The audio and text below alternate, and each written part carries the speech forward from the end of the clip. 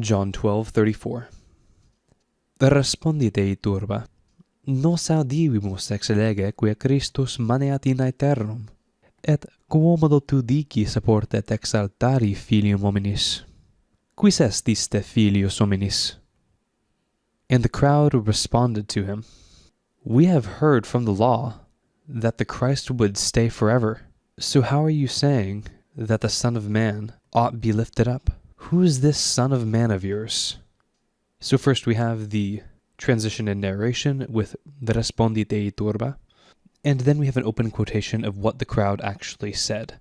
Nos audivimus, as we have heard, perfect tense, third person plural, ex lege, from the law, quia, that.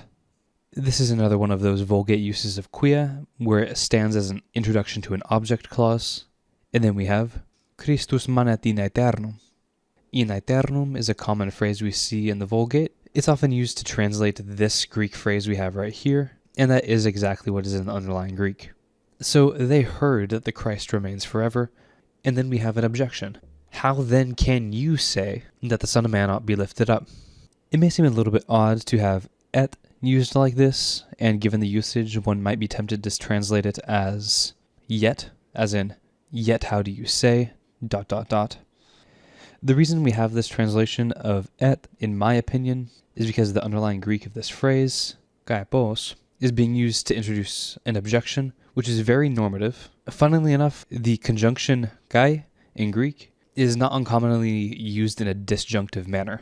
And you can see this in other pairings of kai with particles to produce new meanings. Consider, for example, phrases like kaitoi and kaiper.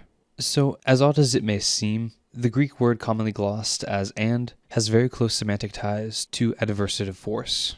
At any rate, after dicis, we have a subordinate clause that essentially is an impersonal construction, apportet, with the passive infinitive exaltari, and it is normative for this verb to take its subject as the accusative. Think of it like it is fitting for the accusative to do whatever the infinitive is.